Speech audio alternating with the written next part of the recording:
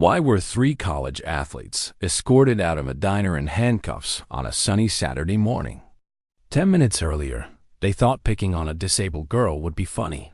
They had no idea that four old men drinking coffee at the counter had spent decades protecting people who couldn't protect themselves. This is what happened when they crossed a line that should never be crossed. Miller's Diner sat on Main Street like it had for 60 years. Red vinyl booths, black and white checkered floor, and the smell of bacon grease that never quite left the air. It was 10 a.m. on Saturday, and the morning crowd was winding down. Retirees nursed their second cups of coffee. A young mother wiped syrup off her toddler's face. The jukebox in the corner played something by Patsy Cline. Lily Chun sat alone in the corner booth, her forearm crutches leaning carefully against the wall beside her. At 17, she'd learned to navigate the world with cerebral palsy. The way her left leg didn't quite cooperate. The way her hand trembled slightly when she held her fork. Her yellow cardigan was bright against the worn red vinyl. She was working on her scrambled eggs. Her physics textbook open beside her plate. Saturday morning study session before her tutoring job at the library. She loved this diner. Mrs. Miller always saved her the corner booth where she could prop her crutches without blocking the aisle. The regulars knew her, smiled at her, asked about school. It felt safe here. At the counter, four men sat on the swivel stools. Ray Martinez, 62, had been driving trucks for 40 years. Next to him, Frank O'Connor, 58, still wore his Navy veteran cap everywhere he went. Beside them, Tommy Washington and Mike Chun, no relation to Lily, both in their mid-50s, both with the weathered look of men who'd spent decades on highways. They were talking about a Packers game, their voices low and comfortable. The bell above the door chimed, and three young men walked in with the kind of energy that immediately changed the room's atmosphere. Tyler Morrison led the way in his varsity letterman jacket, property of State College football. Behind him, Jake and Connor, both built like they lived in the campus gym tank top and basketball shorts, respectively. They were loud, laughing about something on Jake's phone, shoving each other, taking up space the way 20-year-olds who've never been told no tend to do. Mrs. Miller, the owner, looked up from behind the counter. "Morning, boys. Sit anywhere you like." Tyler's eyes scanned the diner and landed on Lily in her corner booth. He elbowed Jake, whispered something. They laughed. Connor looked uncomfortable, but said nothing. They slid into the booth directly behind Lily's, close enough that she could hear every word. "Dude, check it out." Tyler's voice carried, deliberately loud. "It's like watching a baby deer try to walk." Lily's hand froze on her fork. She knew that tone. She'd heard it before in high school hallways, in parking lots, anywhere people thought cruelty was entertainment. "Bro, that's messed up," Connor said quietly, but he was smiling, not leaving. "What?" "I'm just saying what everyone's thinking." Tyler leaned back in his booth, his voice even louder now. "How does she even get around? Does someone have to carry her like a backpack?" Jake snorted. A few people in the diner looked over, then quickly looked away. The mother with the toddler got up and left, pulling her child toward the door. At the counter, Ray's hand tightened around his coffee cup. Frank's jaw clenched. They exchanged a glance but didn't move. Not yet. Lily tried to focus on her textbook. Her hands were shaking now, and not from the cerebral palsy. She knew the strategy: ignore them. They'll get bored. They'll leave. Just stay quiet. Just disappear. "Hey," Tyler called out. "Hey, crutch girl, you hear me? Don't respond. Don't look. Don't cry."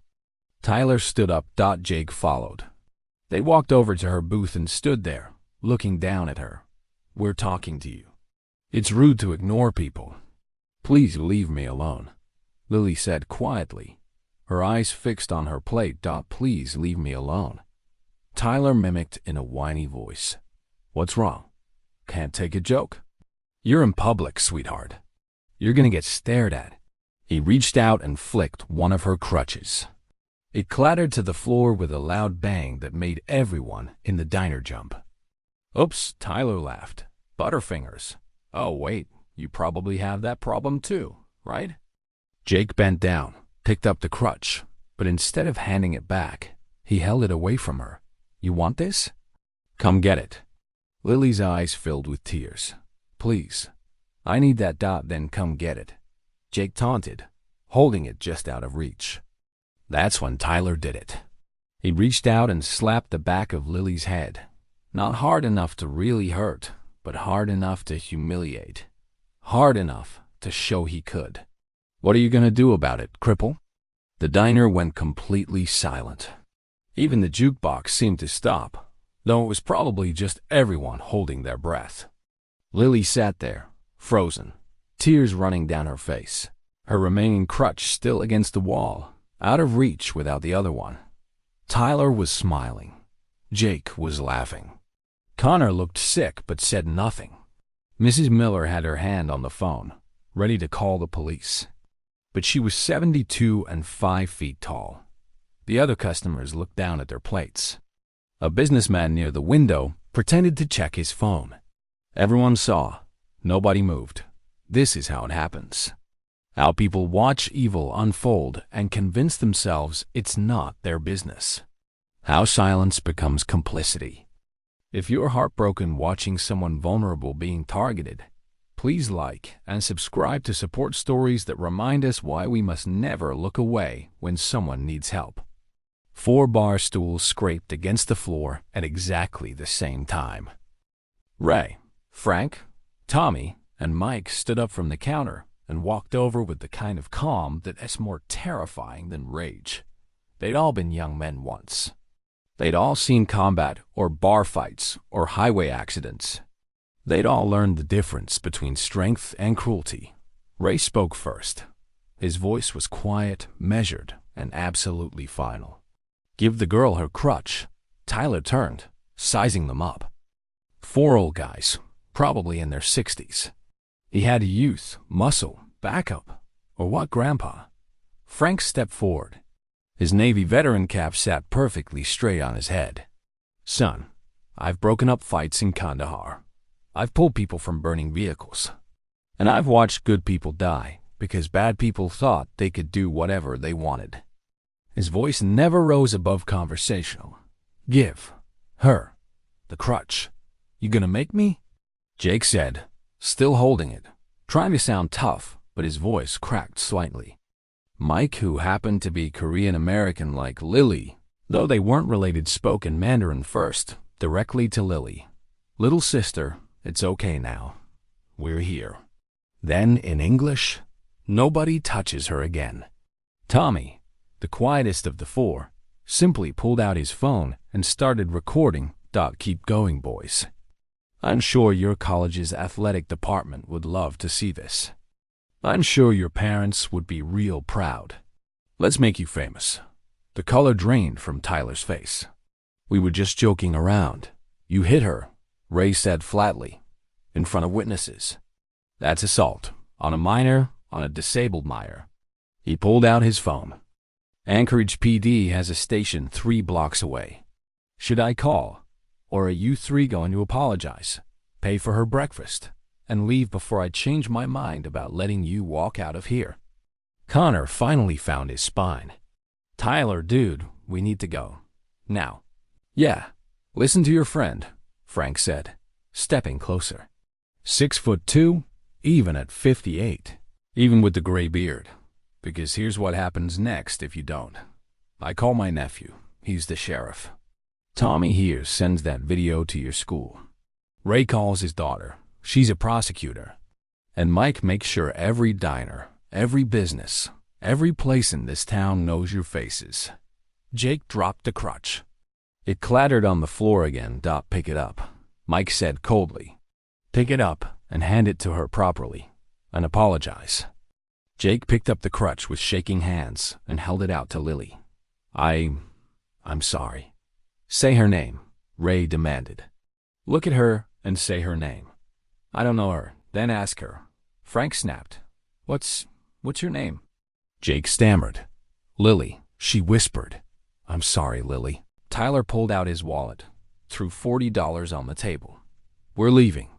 No, Tommy said, blocking the door. You're waiting. Mrs. Miller called the police 2 minutes ago. You'll explain yourselves to them. Sure enough, sirens were already audible in the distance. The 3 college athletes sat back down in their booth, all the swagger gone. Ray sat down next to Lily, carefully handing her the crutch. You okay, sweetheart? She nodded, wiping her eyes. Thank you. Nothing to thank us for, Frank said gently. That's just what decent people do. 2 police officers walked in 5 minutes later. They took statements. They looked at Tommy's video. Tyler, Jake, and Connor left in handcuffs, facing assault charges. Mrs. Miller brought Lily a fresh plate of eggs on the house. The 4 truckers went back to their counter stools and their coffee, like nothing had happened. Like protecting someone weaker was just another Saturday morning. Real strength isn't about how much you can lift or how loud you can yell. It's about what you do when someone vulnerable needs protection and everyone else is pretending not to see. It's about 4 old guys who could have minded their own business, but decided that some lines you don't let anyone cross. Tyler Morrison was expelled from college. Jake lost his athletic scholarship. Connor testified against them and did community service. Lily graduated valedictorian the next year and dedicated her speech to the 4 strangers at Miller's Diner, who reminded me that good people still exist. Where are you watching from right now? And tell us honestly, have you ever been the person who stepped up when everyone else looked away? Or the person who regrets staying silent? No judgment, just truth. Drop your location and your story below.